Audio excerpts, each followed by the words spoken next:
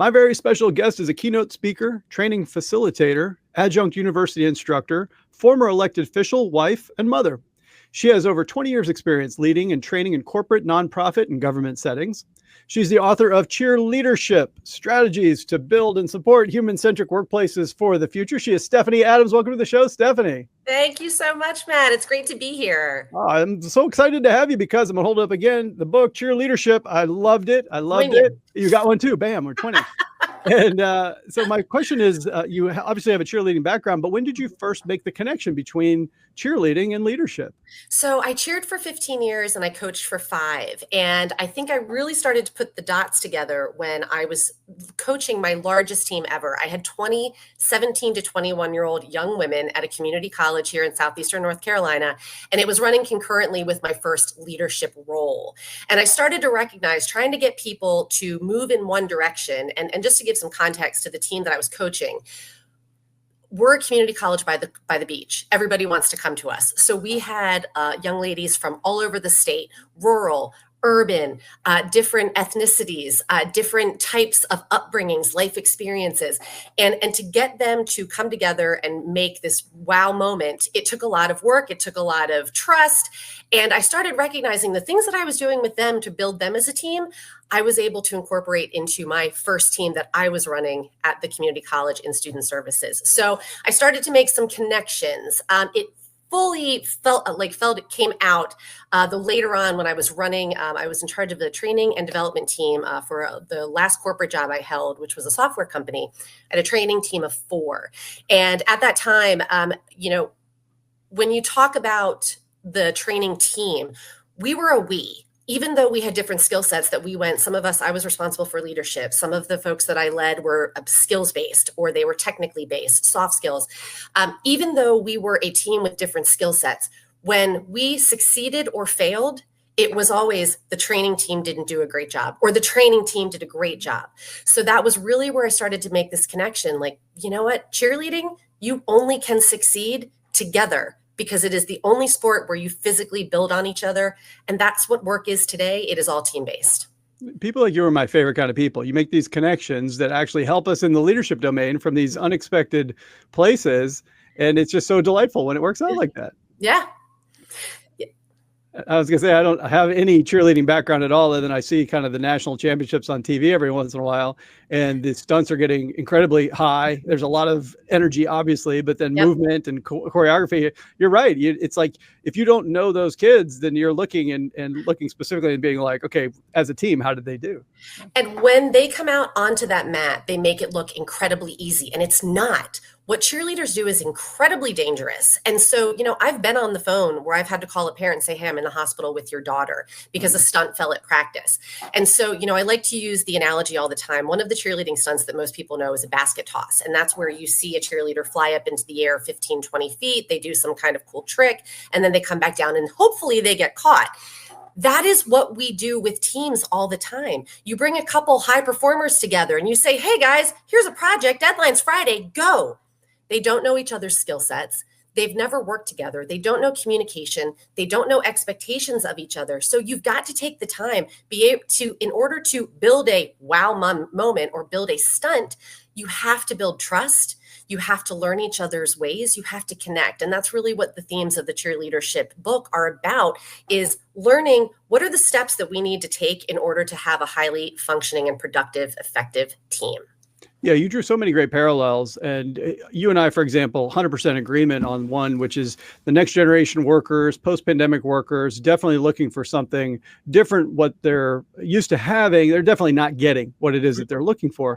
No. And you have these great frameworks, as you mentioned, that are related to cheerleading, obviously drawn from and inspired by your experiences. And I thought we could take a look at some of those different frameworks.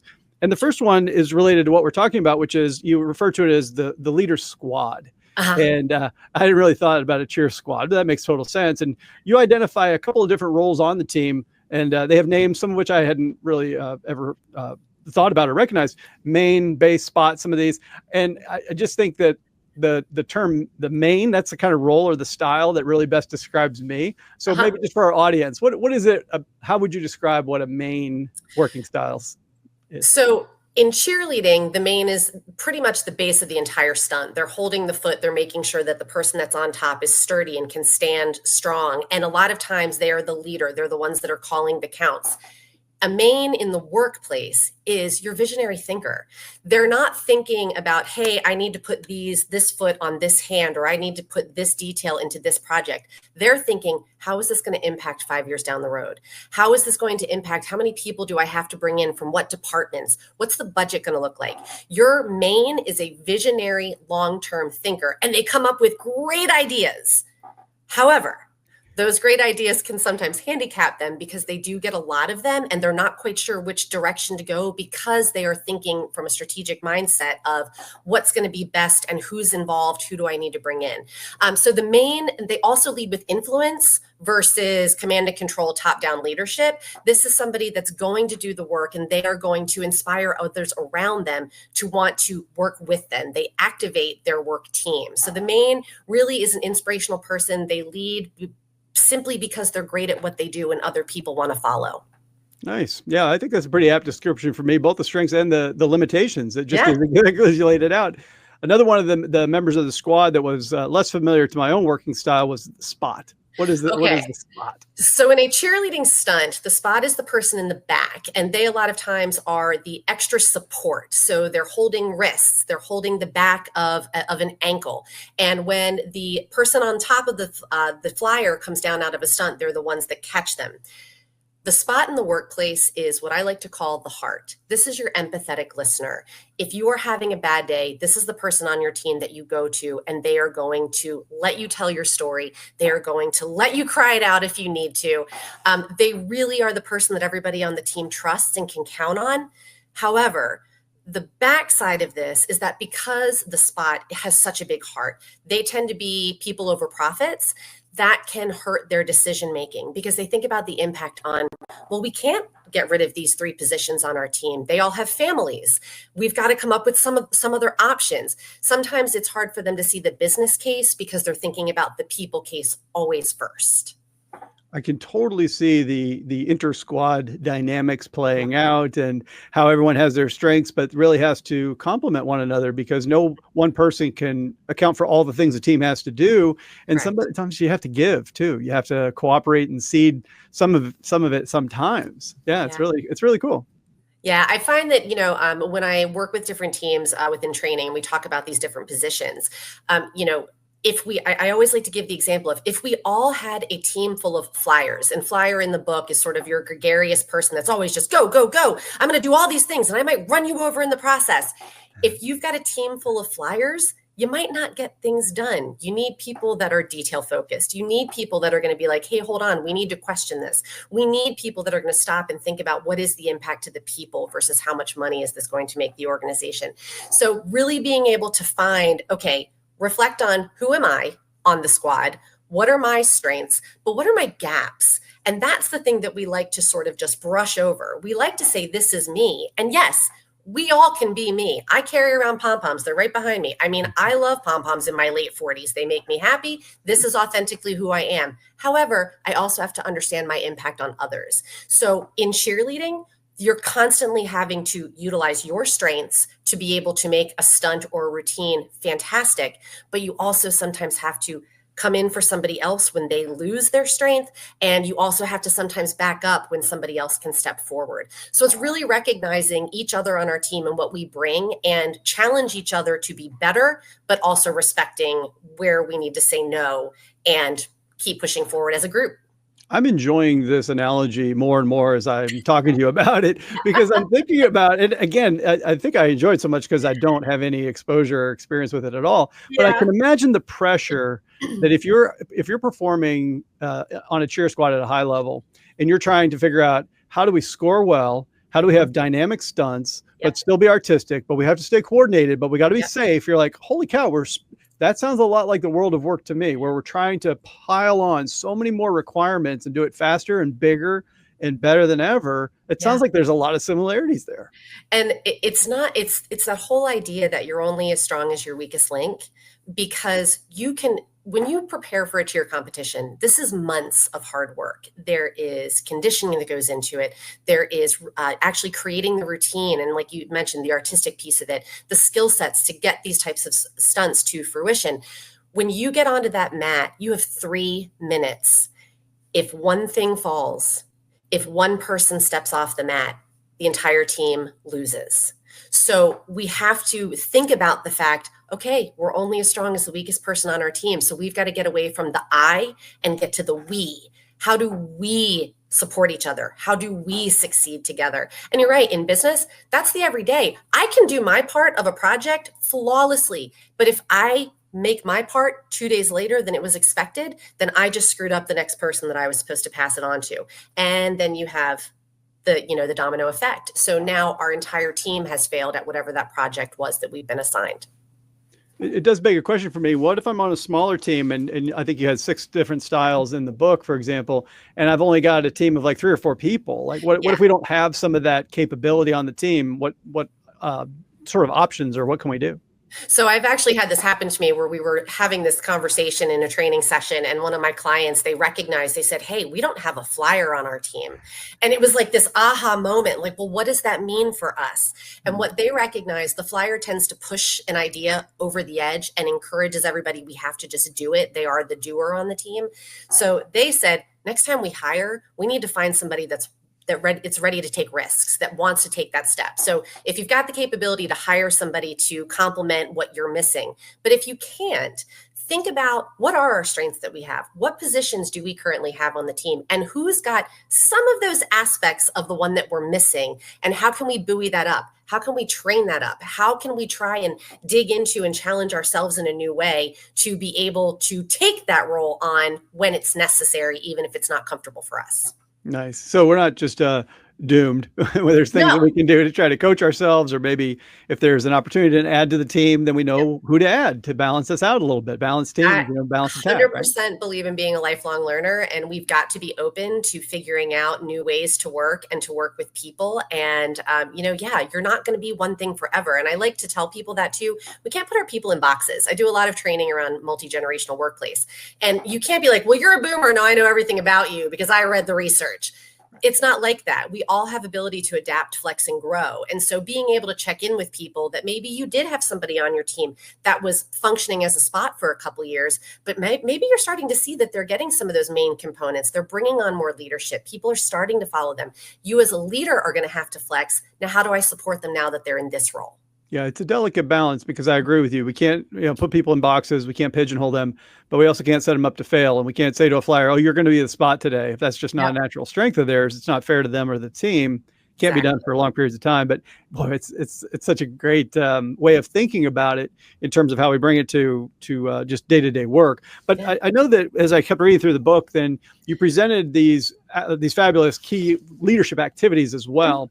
And I want to pull those apart a little bit. And the first one was connect. You talk about connect. And my question to you, Stephanie, is why do, as leaders, sometimes we overlook that critical need to make a connection with our people? Because people think it's gushy and they think it's unnecessary. And I refuse to subscribe to that. You cannot build trust on a team until you know somebody. And if we don't know somebody, I'm not going to want to work with you. I'm not going to feel safe to ask you for feedback or to give you feedback. I'm not going to want to take a risk and step up into being a part of a project that you're a part of. So connecting with our people, it's so much more than just work. And I think that that's been the biggest shift in work today, especially post-pandemic. All of a sudden, we had all of these cameras in our houses and we started to see the personal lives, and that line between work and home got really blurry, and it's still pretty blurry, but we're not going back. And so I think that as leaders, we have to recognize, we have to connect with what motivates our people. The first thing that I like to ask any of my new hires is, why do you do this job? What made you want to work here? To understand why someone's a part of your organization, why they took the time to send a resume to you, to go through the interview process. I better make sure that if I've hired you onto my team, I want to make sure that I'm supporting whatever that vision is that you had, that what brought you here today. Why do you work in healthcare? Why do you work in IT? Help me understand what's motivating you every day. And that comes through connecting. So from a supervisor leader perspective, You have to understand your people and what's at the heart of why they do what they do. That's one aspect of connection. The second part of connection is you've got to have your team members connecting with each other. If we are from different cities, if we are of different generations, and we are now brought together to work on a project together, I know nothing about you and I never sit next to you at the conference table, it's going to be tough to get me to collaborate with you on something because it's just going to feel awkward. If I can get my people to connect on something simple as a question like, what was your first job and what did you learn from it that you still utilize today? Every single one of us has had a first job, no matter how different we think we are. This person might have worked at Dairy Queen. This person might have delivered newspapers. This person might have been a lifeguard. There are skill sets that we learned in those roles that we're still applying today. Now we've got something that we're bonding over and a fun story that potentially made us laugh, giggle, but we've connected. And now that we start to connect around our personal lives, and I am from the world of HR, so don't get into compliance issues. Let's not ask questions about that. We don't want to dig in too deep. But if I can understand personally who you are, what makes you tick, what do you love? Now that's going to lay the groundwork and the foundation for me to have a relationship with you that we're going to be able to work together because now I trust you. Yeah, I think a lot of times nowadays I talk a lot about the need to rehumanize our work because it's being dehumanized in many, many ways. And that sort of human connection you're talking about is so critical to making sure that whether we're talking about a cheer squad or we're talking about the world of work, that there is that human sort of foundation and infrastructure to be able to draw upon. We all have really unique life stories. And, one of the stories I talk about in the book, my dad passed away about 10 years ago. And those types of traumas stay in your body. And there was a month-long situation where he was in the hospital before he passed. And between October and November, I am not myself. And I would always share that with my teams. When that first day in October would hit, I wanted them to know, hey, listen, during this time, I know that I'm not going to be 100% me. And I want you to understand why. Here's the story. This is not about you. I am going to get back to myself, but I want you to be aware of why I am the way that I am. By opening that door, by being vulnerable to let them know something about me that, yes, it's private, but it does impact how I work and lead, it then opens the door for them to feel comfortable that if they are having something going on in their life, they are going to come to me and they're going to talk to me about it because potentially that's a trigger at work. It may have nothing to do with work. And if somebody pops off at you and you get into a conflict, it may have had nothing to do with the project. It may have nothing to do with the relationship that they have. It could be something external, but those external factors impact who we are. So being able to connect on a different level to understand what those factors are that are making us do what we do daily, it's important for us to take the time to learn them. Yeah, there's so many fewer boundaries than there were in the past. It's almost impossible to keep life from bleeding into work and vice versa. So yeah.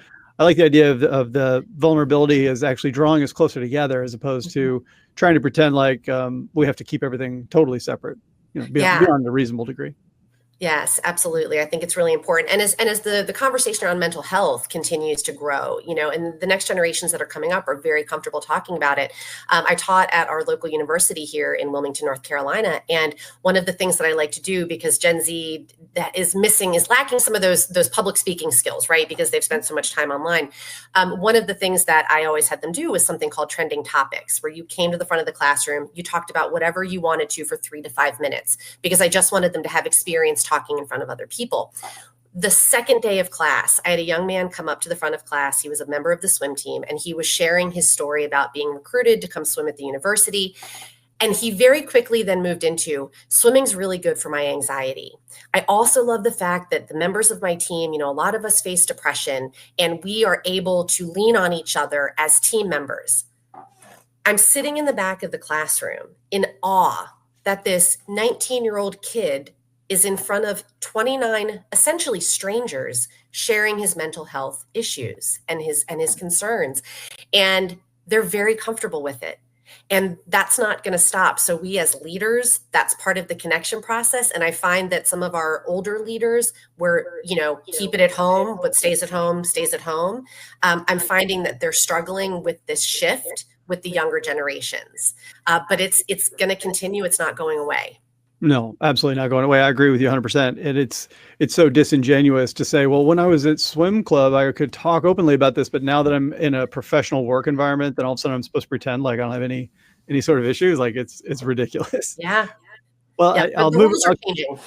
And the rules are totally changing. And you mentioned, so we started with connect, and we said that we agree there's a little bit of a squish factor there. The second one is care, which, I won't spend too much time on it because I know there's a stigma, the same sort of stigma that comes along with being perceived as soft. And a lot of managers are kind of pride themselves on being a little bit more tough-minded or analytical or quantitative in these things. But care is important for all the reasons we've just been talking about.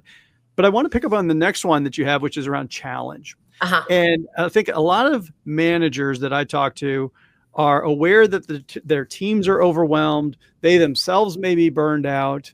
But I see that you're asking us to challenge. And so my question is, how do you help leaders navigate sort of this reality that everybody's kind of up against some stuff right now, but we do still need to challenge? So challenge in this book means helping someone recognize things in themselves they haven't seen. They don't recognize in themselves. It's a strength that isn't necessarily something that they're leaning on. Challenge means I am capable of so much more than what I'm doing. But it has to be within reason. And you mentioned earlier, there's very delicate balance. If we want to challenge people, we have to, again, going back to connect, if we know what they are trying to achieve in their career path, the challenge needs to align with that. You are going to have people on your team that want to fix this widget for the rest of their lives. They are very happy in that role. That is what they want to do. So what does a challenge mean to this person? That may mean continued training so that they can continue to become that subject matter expert around that widget forever. You are also going to have people on your team that are going to say, hey, I want to be a leader. Sometimes that means, okay, then I'm going to have to challenge you with some honest feedback. So challenging is really specific to the person that you're working with. And again, understanding your team members is going to help you outline what that challenge looks like. As far as the burnout aspect, it's a delicate balance. We need to push people. We need them to continue to see what they're capable of. But we also have to recognize, particularly with our employees that are in that sandwich right now, they've got elder parents they're taking care of, and they have children of their own. That right now may not be the best time to challenge somebody if someone's got a sick kid at home and they're putting their parent into a nursing home around the same time. That's not the time to challenge. Now, if you've got a recently graduated entry-level person and they are hungry to learn, then all right, hey, we've got some conference opportunities coming up. I want you to go and I want you to come back and present to our team. You've got to figure out, where are your people in their career journey? What is the level of challenge that they can handle? I use the word full out. So in cheerleading, sometimes you walk it, sometimes you go full out. Full out means after those 3 minutes, you better be exhausted, breathing heavy, you hit all your stunts. But some nights, if it's a couple nights before practice, or we had a really crazy game the night before, or a lot of people on our team are sick, we have to take it easy. Let's just walk it on the mat. We're not going to throw stunts, just mark your dance. As leaders, sometimes we have to be the barometer for that, or the thermometer for that, I guess, of what can I do? How can I push right now? But it always has to come back to honesty. Challenging means giving honest feedback that helps people grow. That is challenging somebody. It may not feel great in the moment, but if you are delivering feedback that's helping someone be better in their role to take that next step in their career, then I love, people always come to me, well, I don't want to make people feel bad.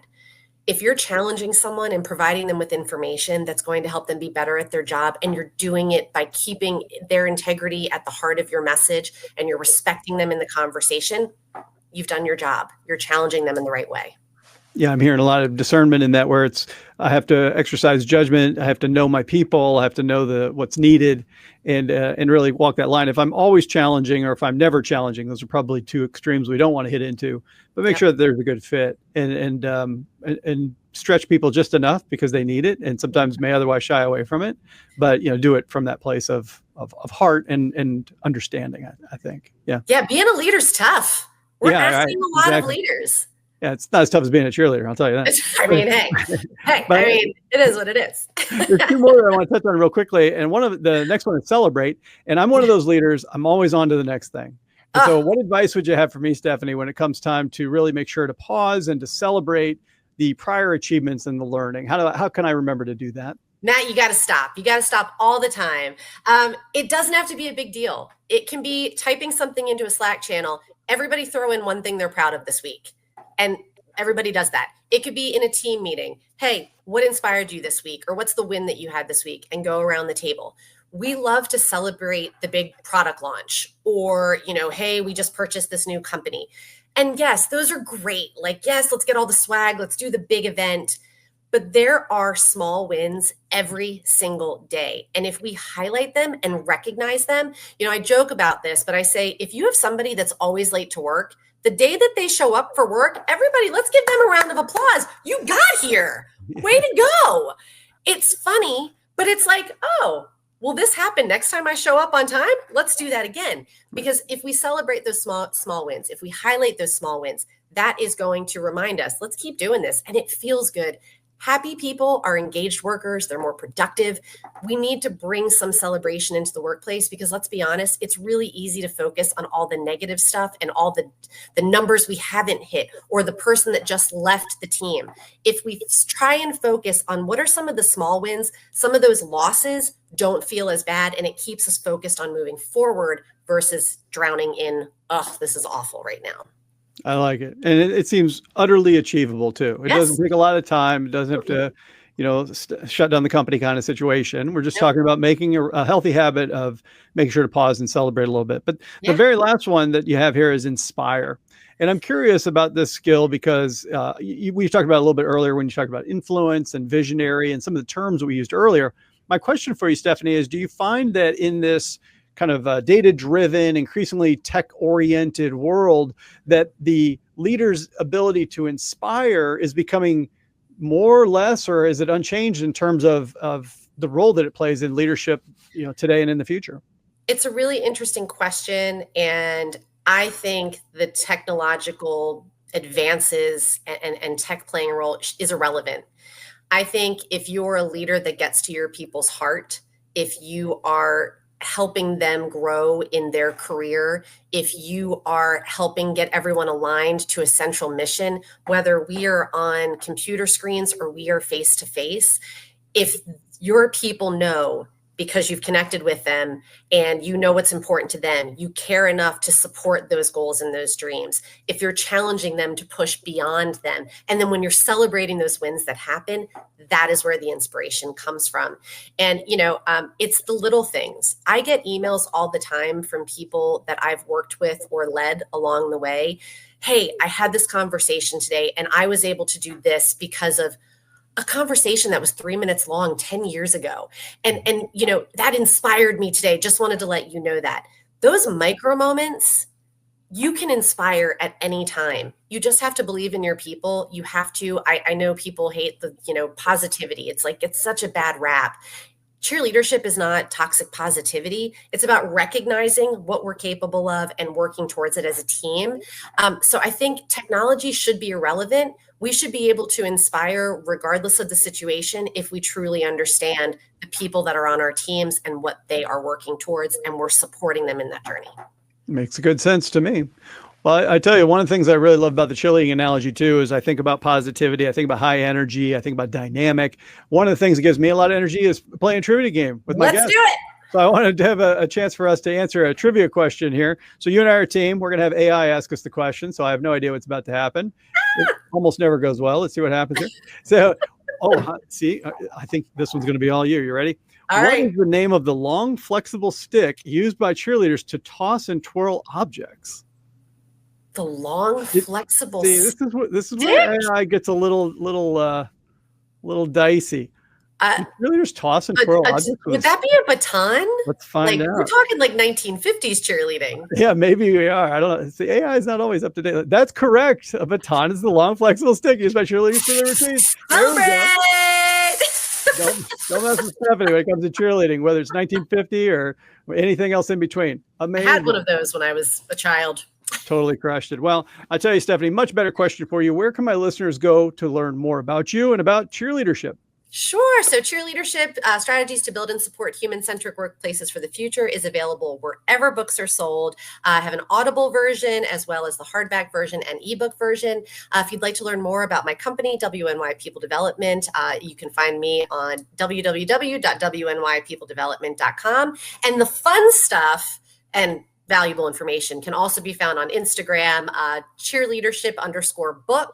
And then me, I would love to connect with people on LinkedIn. It is Stephanie Z. Adams. That's Stephanie, STEFANIEZ Adams. Perfect. Listeners, I'm going to have those links for you in the show notes. You're only one click away from getting connected with Stephanie and following her great work, cheerleadership. Love it. Stephanie, thanks so much for being with me today. I really enjoyed our conversation. Thank you so much for having me, Matt. This was great.